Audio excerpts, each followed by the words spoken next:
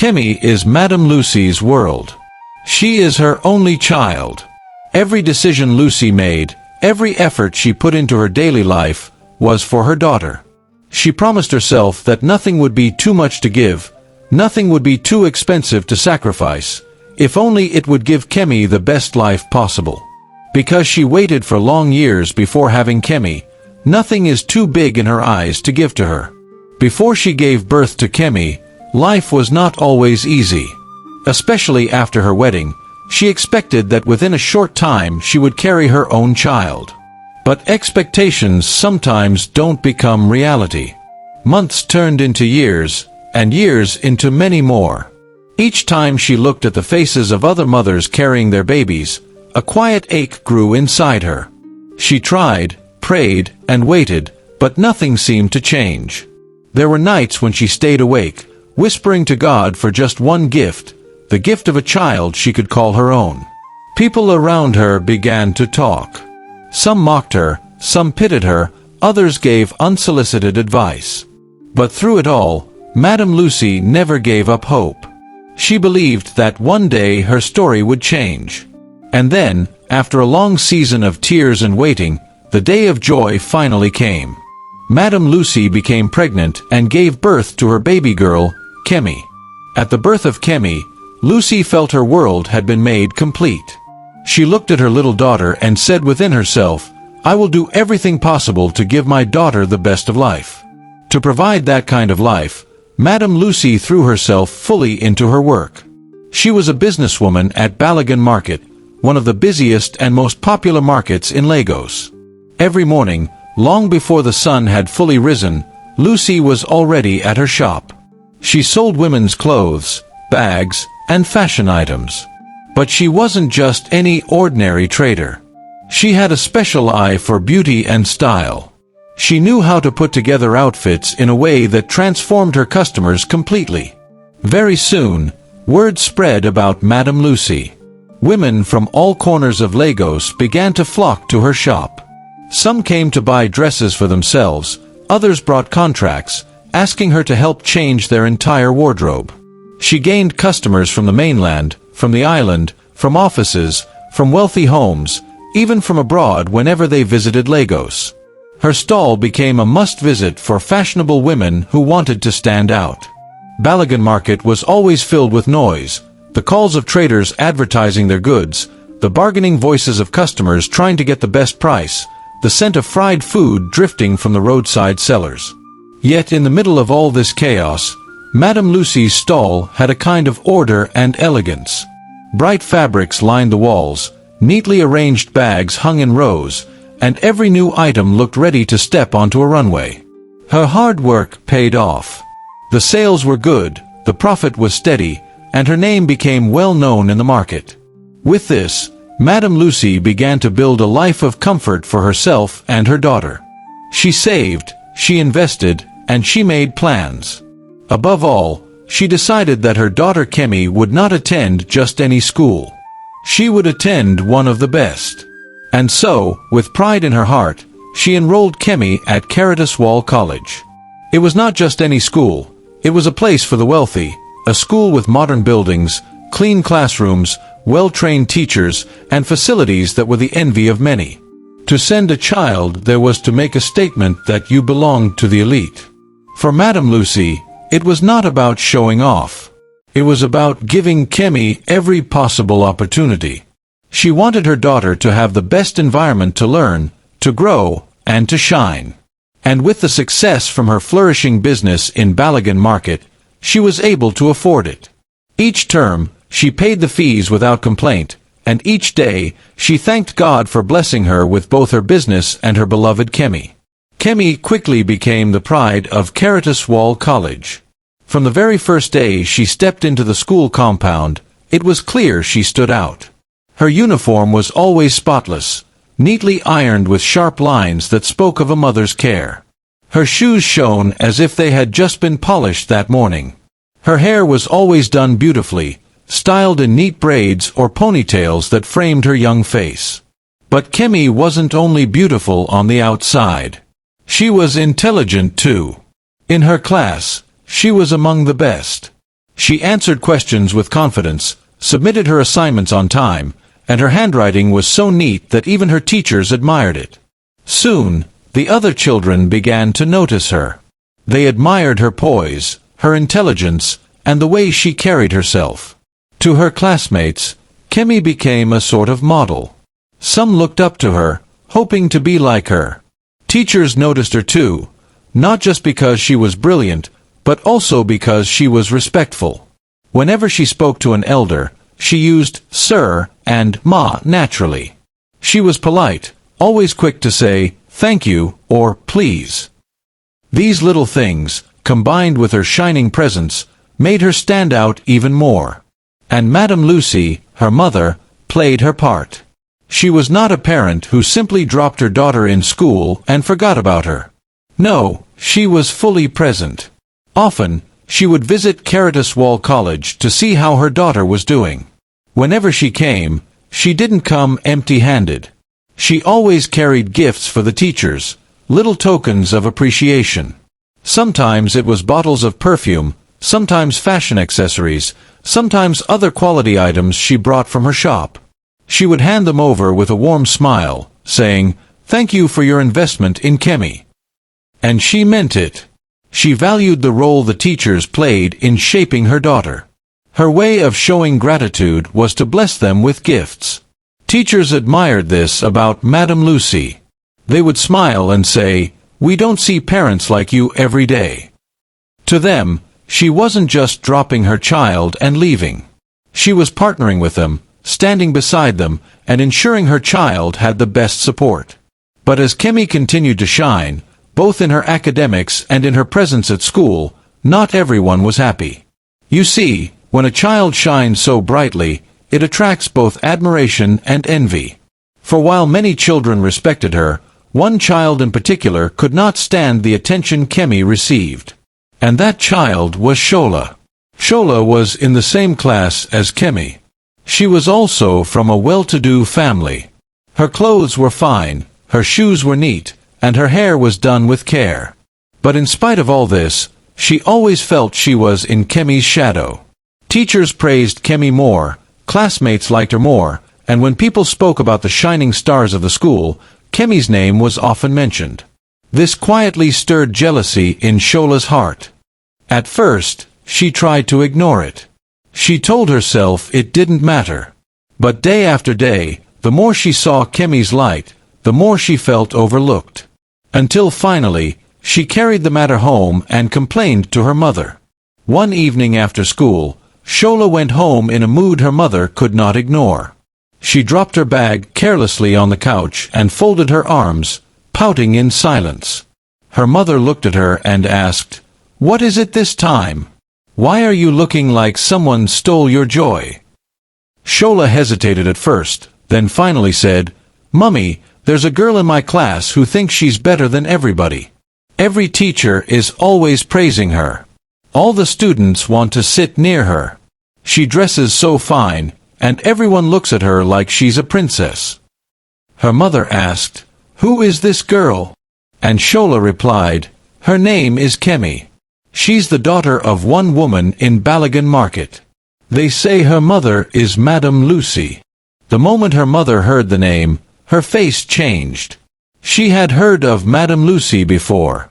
She had heard stories of the woman in Balogun market whose business was flourishing, whose shop attracted the wealthiest customers, whose goods sold faster than others. She knew of Lucy, and deep down, she didn't like her success. Now, hearing that her daughter Kemi was also excelling in school, her heart became bitter. Jealousy took root in her.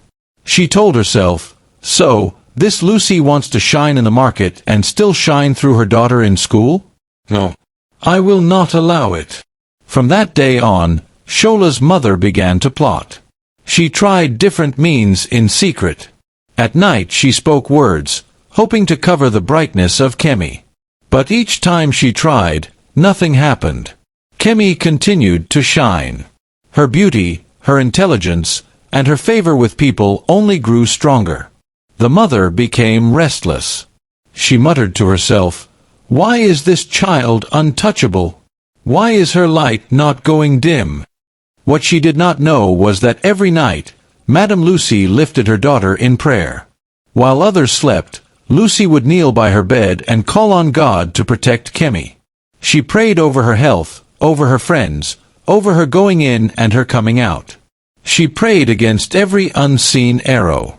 Those prayers were building a wall around Kemi that the enemy could not break. But Shola's mother was not ready to give up. If her secret attempts had failed, she decided she would try a more direct method. She wanted to lure Kemi into a trap. She thought to herself, if she accepts what I give her, then her glory will be mine.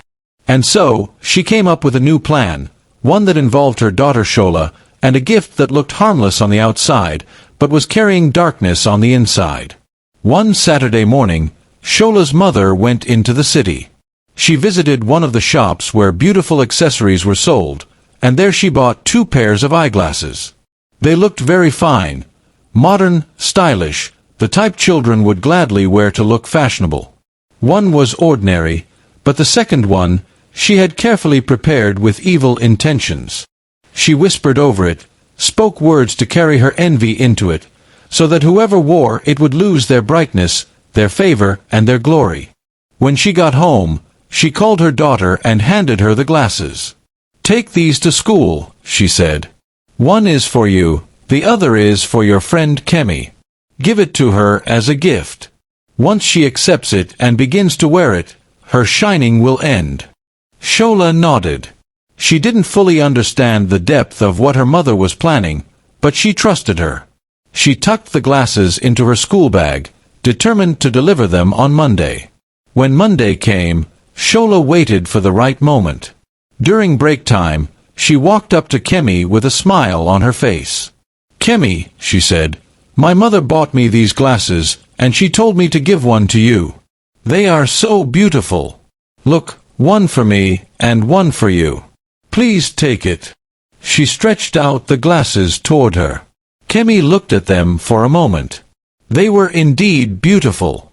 Any other child might have collected them immediately, but then Kemi remembered her mother's words. Madame Lucy had often told her, "Kemi, do not accept gifts from anyone, no matter how harmless it looks. Always ask me first." So, Kemi shook her head politely and said, "Thank you, Shola, but my mummy told me not to collect things from people." Shola was taken aback. She pressed again, "But it's from my mummy, and it's brand new. Don't you trust me?" Still, Kemi smiled and said, "I'm sorry. My mummy will not be happy if I take it." Shola's hand froze in mid-air. She didn't know what to say. She pulled the glasses back and forced a smile, but inside she was angry and frustrated. Later, when she returned home and told her mother's face darkened with disappointment. "So she refused?" she asked sharply. "Yes, Mummy," Shola replied, almost in tears. Her mother hissed, "That girl is more stubborn than I thought. So the gift did not work. Don't worry. If we cannot reach her through what she wears, we will reach her through what she eats." And with that, she began to craft a new plan, one far more dangerous than the first. When the attempt with the glasses failed, Shola's mother did not rest. She was determined that Kemi's star would not continue to shine brighter than her daughter's. That night, she sat quietly in her room, thinking of what to do next. After a long silence, she reached for a small leather pouch. Inside it was a strange powder, fine and light. She held it up and muttered words no one else could hear. When she was done, she wrapped it carefully and called for Shola. "My daughter," she said, "take this with you tomorrow. During your coffee break at school, look for a chance to sit with Kemi. If she stands up or looks away, drop this into her cup. Once she drinks it, her health will fail. That will be the end of her brightness." Shola looked uneasy, but her mother's voice was firm. "Do as I say. This is the only way to bring her down." The next day, the dining hall at Caritas Wall College was lively as usual. Students lined up with their trays, collecting bread, eggs, and steaming cups of coffee. Laughter and chatter filled the hall. Kemi, cheerful as always, sat at a table with her classmates, including Shola. She placed her cup in front of her and began talking to a friend. Shola's hands trembled slightly as she clutched the small leather pouch hidden in her pocket. She waited, watching Kemi carefully. Then the moment came. Kemi stood up to speak with another student across the table, leaving her cup unattended. Shola's heart raced. She quickly pulled out the powder and sprinkled it into Kemi's coffee, stirring it lightly with her spoon. Then she swapped the cups, putting the poisoned one in front of Kemi and keeping the safe one for herself. She sat back down, trying to act normal. To everyone else, nothing seemed unusual. Students were laughing, eating, and enjoying their break. Kemi soon returned to her seat, ready to take a sip from her cup. But what Shola did not know was that someone else had been watching. A girl from another table, named Tina, had noticed Shola's suspicious movements. She saw the way Shola handled the cups when Kemi stood up. She leaned forward, her eyes narrowing. At first she doubted herself, but the more she thought about it, the more certain she became. Just as Kemi lifted the cup to her lips, Tina shouted across the hall, "Stop! Don't drink that! Shola changed your cup." The dining hall went silent. All eyes turned to Kemi, Shola, and Tina.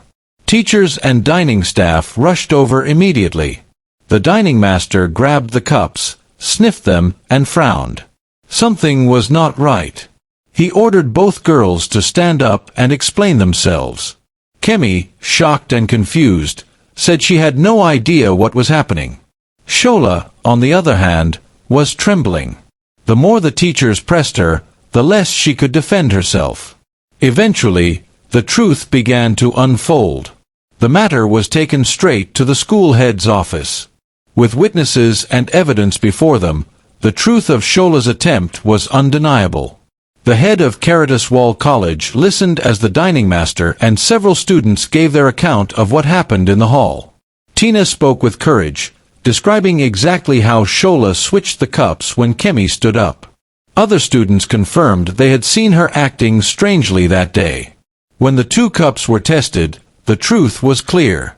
The cup placed in front of Kemi contained a strange powder mixed into the coffee. The other cup, which Shola had planned to drink from, was clean. The head looked at Shola with deep disappointment. "How could you do such a thing? To try and harm your own classmate?" Shola had no answer. She began to cry, but her tears could not undo her actions. The school board was called immediately. After a short deliberation, the decision was made. Shola was to be expelled from Wall College. The danger she posed to other students was too great. The news spread quickly through the school. Some children whispered in shock, unable to believe Shola had gone so far. Others shook their heads, saying they had noticed her jealousy long ago. Kemi, still shaken, sat quietly in the office. She thought of what could have happened if she had taken just one sip of that poisoned cup. She thought of her mother's nightly prayers, of the warnings she had always given her. At that moment, she realized that her safety was not because she was careful or lucky. It was because she was covered in prayer. When Madame Lucy was called to the school and told the story, she was both heartbroken and grateful. Heartbroken that envy had pushed another child so far, but grateful that her own daughter had been preserved. She held Kemi close and whispered, "This is why I never stop praying for you." That night, as Lucy knelt once again in her room to pray, her tears flowed freely. But this time, they were not only tears of sorrow, but of thanksgiving. She thanked God for protecting her daughter from danger she did not even see. She thanked Him for exposing the plan before it succeeded. And she renewed her commitment to never stop interceding for Kemi. Parents, this story is a reminder. Our children face battles every day that we cannot see. They sit in classrooms, walk in corridors, eat in dining halls, and play on fields where jealousy, envy, and unseen dangers may be waiting. No matter how much we love them, no matter how much we provide for them, we cannot always be there.